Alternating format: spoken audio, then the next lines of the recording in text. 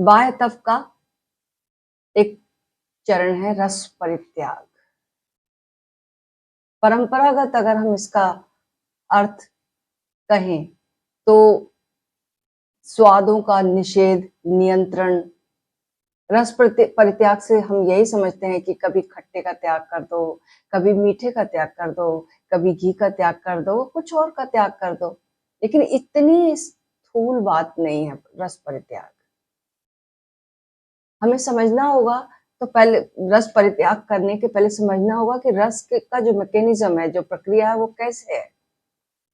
जब हम कोई स्वाद लेते हैं तो क्या स्वाद वस्तु में होता है या स्वाद हमारी स्वाद की इंद्रिय जिह्वा में होता है, या स्वाद इंद्रिय के पीछे, हमारे जिह्वा के पीछे जो अनुभव करने वाला मन है उसमें होता है, या स्वाद उस मन के साथ हमारी जो चेतना है उसका आइडेंटिफिकेशन जब हो जाता है, तादाद में जब हो जाता है, उसमें होता है। कहाँ है स्वाद, कहाँ है रस?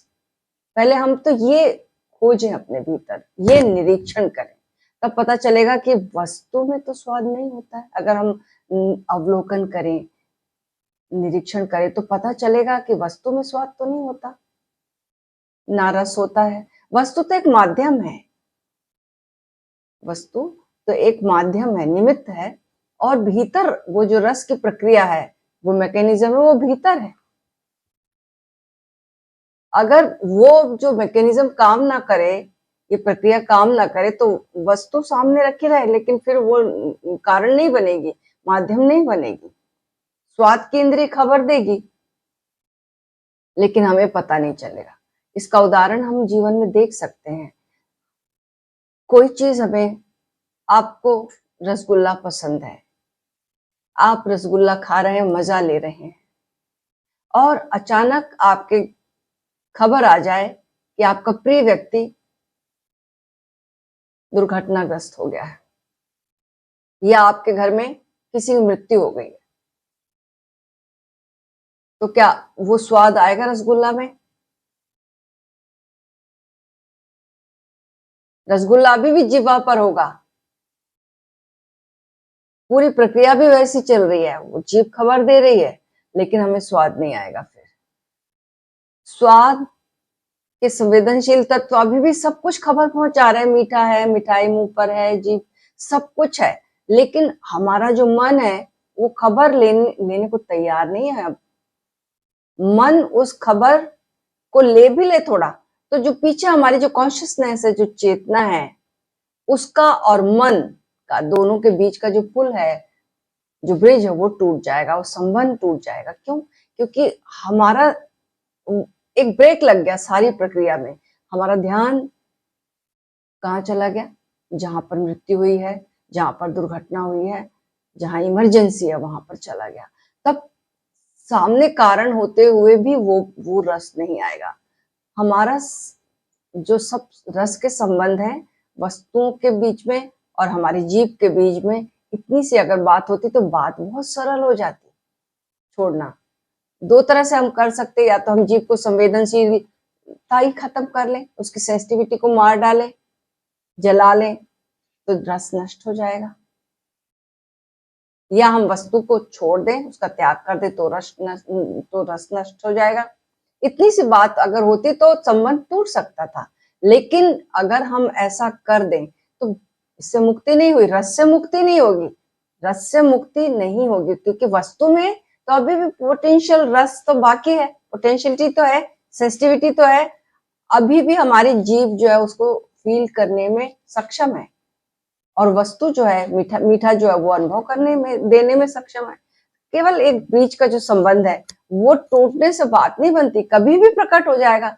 दोनों चीज जब आमने सामने होंगी, कोई चीज का हम त्याग कर दें और नहीं खा रहे, आपको मान लो रसगुल्ला पसंद है, आपने त्याग कर दिया, आप खाते नहीं है, बिल्कुल कसम ले ली है, लेकिन कभी जब आपके सामने रसगुल्ला आएगा और आप जब खाएंगे तो वो रस की प्रक्रिया फिर से जारी हो जाएगी। ऐसे समझो कि बिजली का बटन है, हमने बटन बंद कर दिया तो इलेक्ट्रिसिटी नष्ट तो नहीं हो जाएगी, खत्म तो नहीं हो जाएगी, केवल वो जो धारा आ रही थी, इलेक्ट्रिसिटी फ्लो हो रही थी बल्ब के से, तो वो संबंध टूट गया ना। बल्ब अभी भी सक्षम है जलने में, और बिजली अभी भी, बिजली की जो धारा वो भी अभी उस पूरी कैपेसिटी रखती है बल्ब को जलाने में। सिर्फ हमने एक संबंध को तोड़ दिया, इससे बिजली खत्म नहीं हो गई। हम बटन फिर से ऑन कर देंगे, बिजली फिर से जल जाएगी। तो जो भी व्यक्ति अगर सोचता है कि वस्तुओं को छोड़ दें और रस परित्याग हो जाए, ऐसा संभव नहीं है। वो केवल वो एक संभावना जो है वो अवसर को खत्म कर रहा है, उससे रस परित्याग नहीं हुआ। अभी अनमैनिफेस्ट हो गया, लेकिन फिर जब मौका आएगा, परिस्थिति सामने आएगी तो फिर प्रकट हो जाएगा। तो फिर हम क्या करें कि रस परित्याग जीवन में घटित हो। वो जो चेतना हमारी है उसका और मन का संबंध टूट जाए। वो जो आइडेंटिफिकेशन है, ये संबंध कैसे टूटेगा? तो जैसे निर्मित हुआ था, जैसे हमने इसका निर्माण किया था, जब तक हम सोचते हैं कि हम मन है तब तक संबंध है। जब तक हम सोचते हैं ये तादाद में कि मैं मन हूं तब तक संबंध है। ये संबंध टूट जाए, हम जान जाएं कि हम मन नहीं है, तो रस खो जाएगा। रस का परित्याग, इसकी जो प्रक्रिया है, मन के प्रति विटनेसिंग, साक्षी भाव। जब हम भोजन करते हैं तो भोजन मत करें ऐसा रसपूर्ण, ऐसा नहीं कि अपनी जीभ को नष्ट कर ले, क्योंकि जीभ रस देती है। मन में अनुभव भी ना करें कि खट्टा मीठा है, ऐसा नहीं। क्या करना है, भोजन करेंगे, भोजन का स्वाद भी लेंगे, मन को पूरी खबर भी करने देंगे, पूरी संवेदना होने देंगे कि बहुत स्वादिष्ट है।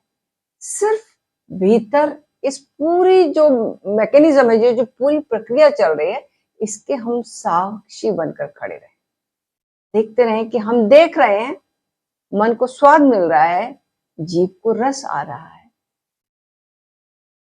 वो जो खाने की वस्तु बड़ी प्यारी लग रही है, लेकिन हम पीछे खड़े हुए देख रहे हैं, हम जस्ट वॉचिंग, जस्ट बियॉन्ड, एक कदम पार खड़े होकर हम देख रहे हैं।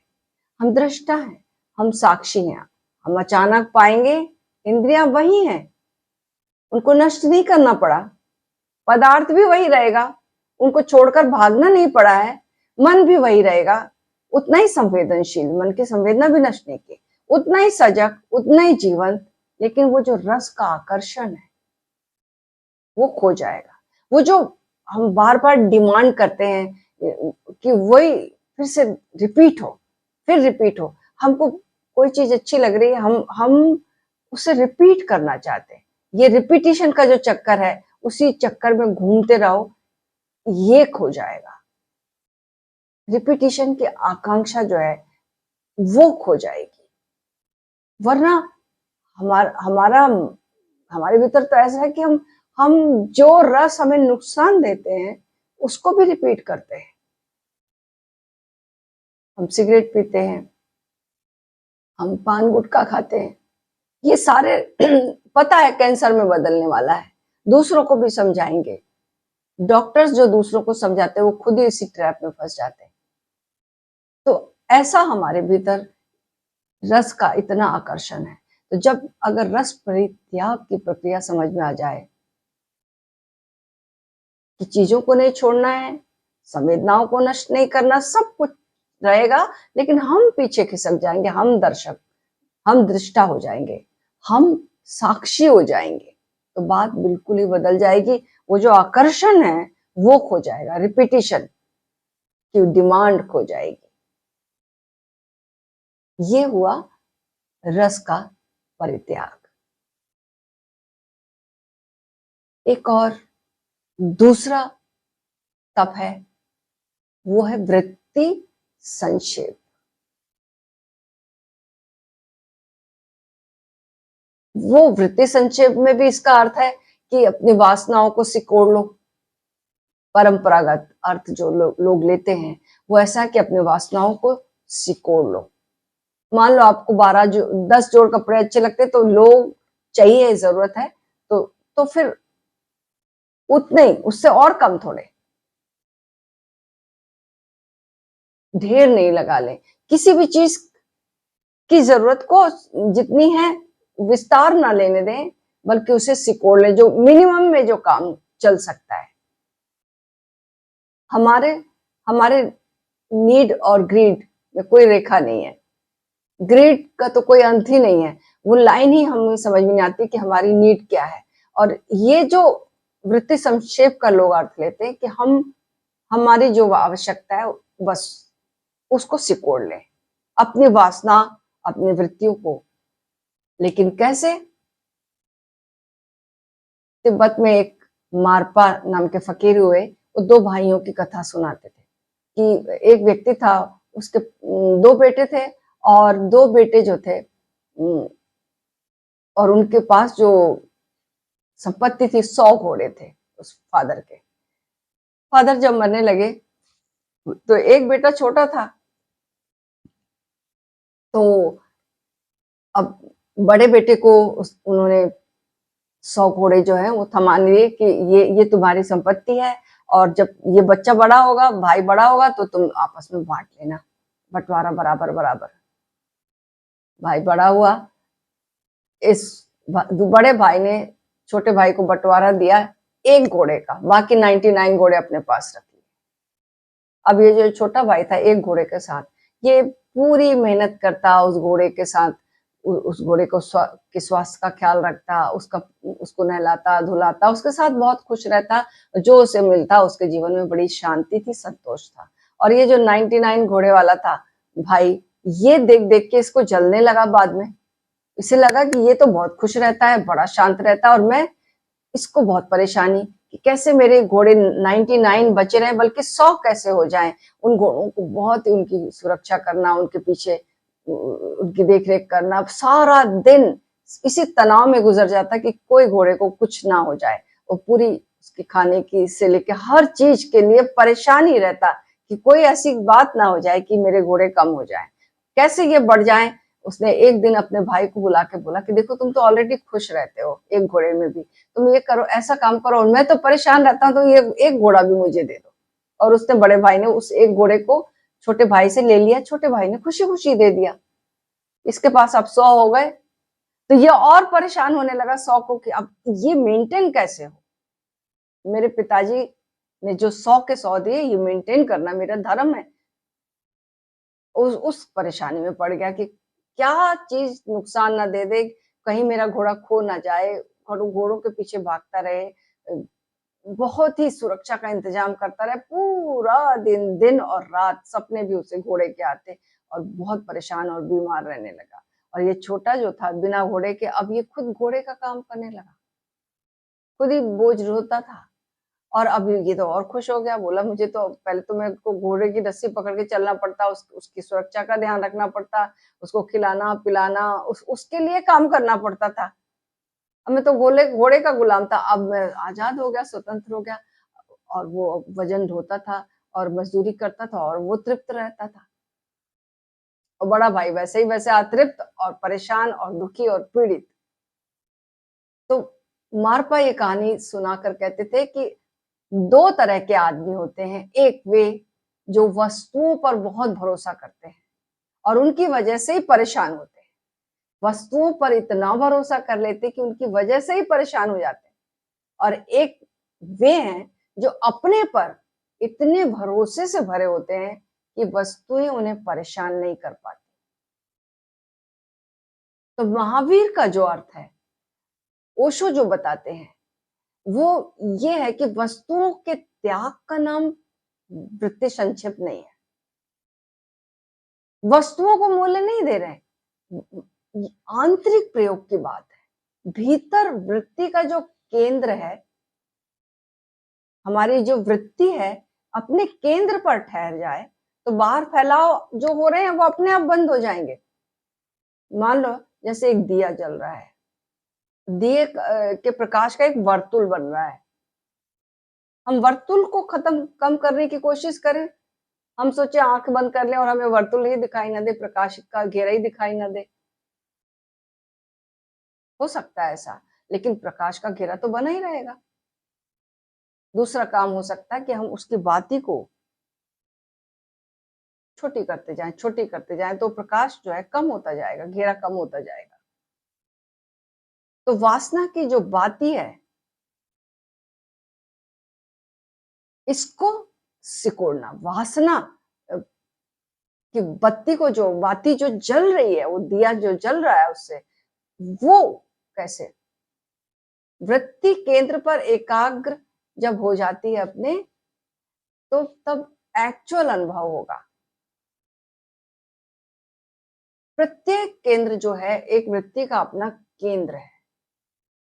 भूख की वृत्ति का अपना केंद्र है, नींद का अपना केंद्र है, सेक्स का अपना केंद्र है, हर एक वृत्ति का अपना केंद्र है।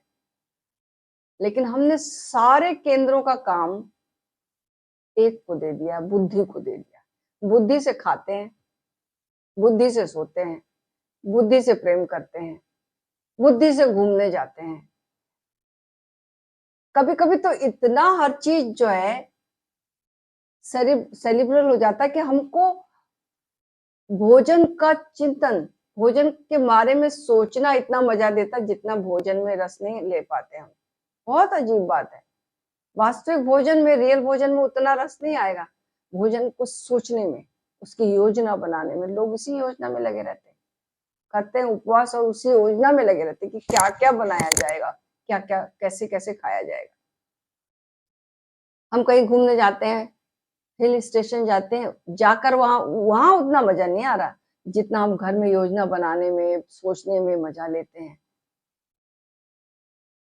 कहीं बुद्धि से सोच सोच कर भूख मिट सकती है, तृप्त हो सकती है। जो जिस केंद्र का काम है वही करेगा, तभी तृप्ति आएगी ना। मान लो हम अपने उल्टा सिर के बल चलने की कोशिश करें तो क्या होगा? सब कुछ कंफ्यूज हो जाएगा। हमारी बुद्धि जो काम कर सकती है हम उससे नहीं लेते, और जो नहीं करती हम उससे वो काम लेते हैं। और परिणाम क्या आता है कि हमारी बुद्धि जो है धीरे धीरे मंद होती जाती है। हम डल होते जाते हैं, मंद होते जाते हैं, मंद बुद्धि होते जाते हैं। ऐसे ऐसे समझो कि एक बार एक व्यक्ति ने कहा कि अपने मालिक से कि मेरी तनख्वाहें बढ़ाई जाए, क्योंकि मेरे को तनख्वाह की डिमांड है, मुझे बहुत जरूरत है मेरे घर में। उसकी पत्नी ने उसे समझाया कि तुम जाकर बोलो कि तुम्हारे घर में तुम्हारी 6 लड़कियां हैं, तुम्हारी सास तुम्हारे घर में रहती है, पिताजी को लकवा लग गया है, तुम्हारी पत्नी को कैंसर है, ये सारा जाके बताओ तो फिर वो तुम्हारा तनख्वाह बढ़ा देगा। मालिक को जाकर इसने बताया कि मेरे पिताजी को लकवा लग गया है, पत्नी को कैंसर है, और सास भी घर में रहती है, और मेरी 6 बेटियां शादी के योग्य हैं, उनके लिए भी मैं दामाद ढूंढता हूँ, उसके लिए भी पैसे चाहिए, तो मेरी तनख्वाह बढ़ाई जाए। तो मालिक ने कहा ठीक, तुम इतना ज्यादा काम तुम पर है, इतना लोड है बाहर के काम का, तुम्हें सास को भी देखना है, बच्चों को भी देखना है, अपनी लड़कियों को भी के लिए भी पति खोजना है, पिताजी को लकवा लगा, उनकी भी सेवा कर, तुम्हारे पास इतना सारा काम है, तो फिर तुम दफ्तर का काम कब करोगे? आज से तुमको हम छुट्टी देते हैं। काम की छुट्टी कर दी। जब लौटा घर में, व्यक्ति तो बताता है ऐसा ऐसा हुआ मेरे काम की छुट्टी हो गई जब मैंने तुम्हारा उपाय बताया। तो जब प्रत्येक केंद्र अपना काम करेगा तो बहुत से काम जो बाहर के दुनिया में जो फैलाव लाते थे वे सिकुड़ने हो जाएंगे, शुरू हो जाएंगे। फिर हमको ये पागलपन नहीं रहेगा कि कपड़ों का ढेर लगाना है, ये ऑब्सेशन नहीं रहेगा कि हमें गिनती करने का मजा आता, हमारे पास 500 साड़ियां हैं, 600 जूते हैं, इसका मजा नहीं आएगा। हमारे भीतर का ये पागलपन खत्म हो जाएगा। और ये है असली वृत्ति संक्षेप। वृत्ति संक्षेप एक ऐसा मैकेनिज्म है जिसको कि अगर हम ठीक से समझ लें तो हमारे जो सारी वृत्तियों के केंद्र हैं वो कंफ्यूज्ड है, ये कंफ्यूजन खत्म हो जाएगा। हम जो एक का काम दूसरे से लेते हैं, तीसरे से लेते हैं, और शक्ति भी खराब होती है। तो गुरुजीएफ अपने जो शिष्यों को कहता था, वो कहता था कि पहले तो तुम प्रत्येक केंद्र को स्पष्ट कर लो कि इसका केंद्र क्या है और उस केंद्र से उसी को काम लेने दो, तो बात बिल्कुल ही बदल जाएगी। भीतर एक प्रज्ञा शुरू होगी, भीतर एक प्रज्ञा विकसित होगी, भीतर एक अवेयरनेस आएगी। तो जो जो एक्चुअल चीजों में रस आता है वो वैसा रस नहीं है जितना कि कल्पना में मिलता है। हमें कल्पना में जो रस मिलता है उससे मुक्त होना कठिन है, लेकिन जो रियल रियल जो सोचते हैं कि चीजों में रस मिल रहा है, वो उसकी उसकी व्यर्थता अपने आप समझ में आ जाएगी।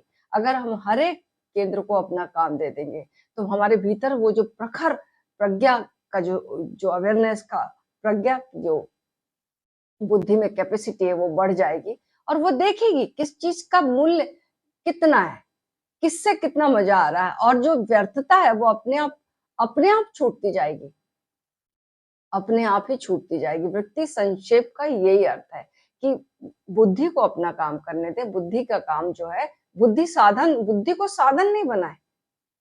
बुद्धि ऐसे समझो कि एक घर में मालिक है और मालिक के 25 नौकर हैं और वो 25 नौकरों को आराम से बिठाया हुआ है और खुद उनका काम ले रहा है, कर रहा है।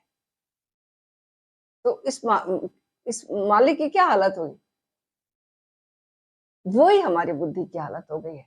किस अलग अलग वृत्तियों के जो केंद्र हैं उनका काम हम सब बुद्धि से ले रहे हैं और बुद्धि जो है वो कंफ्यूज्ड हो गई है। और इसलिए हमें एक विक्षिप्तता भरा हम जीवन जीते हैं। इतना इतना परिग्रह, इतना इतना जीवन में रिपीटिशन, इतना इतना हम चीजों को बढ़ाते जाते हैं और लेकिन तृप्ति नहीं मिलती है, जीवन में मजा नहीं आता है। तृप्ति नहीं मिली और बढ़ाओ, फिर समझ में आया कि इससे कुछ नहीं हुआ और बढ़ाओ। तो चीजें बढ़ाते जाते हैं, परिस्थितियां रिपीट करते जाते हैं, लेकिन हमको कभी रस पूरा ही नहीं हो पाता और की आकांक्षा बढ़ती जाती है। बाहर एक अराजकता और भीतर भी एक अराजकता आ जाता है। तो वृत्ति संक्षेप का जो अर्थ है वो ये है कि प्रत्येक वृत्ति को अपने केंद्र पर आने दें, उसको फैलने मत दें। भूख लगे तो पेट से लगने दें, बुद्धि से मत लगने दें। बुद्धि को कहें अपने कि चुप रहो तुम, अभी कितना बजा इसकी फिक्र छोड़ो, जब पेट खबर देगा तब भूख लगेगी, तब हम सुनेंगे। नींद का काम है तो बुद्धि कहती कि अब सो जाओ, ऐसा नहीं, शरीर को खबर देने दे। नींद को तोड़ना हो तो बुद्धि से नहीं, अलार्म से नहीं, अपने आप टूटने दे, उसको टूटने दे। स्वयं नींद के यंत्र को अपना काम करने दे, भोजन के यंत्र को अपना काम करने दे, सेक्स के यंत्र को अपना काम करने दे। शरीर के सारे काम जो स्पेशलाइज्ड है उनको अपने अपने में जब वो चले जाएंगे, वो एक जगह इकट्ठे नहीं होंगे, तो बात बिल्कुल ही बदल जाएगी, बिल्कुल ही बदल जाएगी। बुद्धि जो है वो फिर कंट्रोलर हो जाएगी, नियंता हो जाएगी, मध्य में बैठकर मालिक हो जाएगी और उसकी नजर सभी इंद्रियों पर होगी। प्रत्येक इंद्रिय अपना काम करेगी और यही उसकी, जैसे कोई इंद्रिय अपना काम करती बुद्धि देख पाती है कि उसमें काम में कोई रस मिलता है कि नहीं मिलता, तो फिर जो व्यर्थ के काम है वे अपने आप बंद हो जाएंगे, बंद होने शुरू हो जाएंगे और जो सार्थक काम है वो बढ़ना शुरू हो जाएगा।